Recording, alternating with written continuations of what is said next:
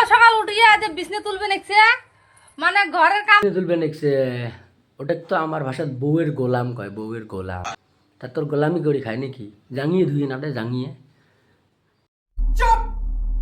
আর সংসারটা দোনোজনের একজনের সংসার নয়।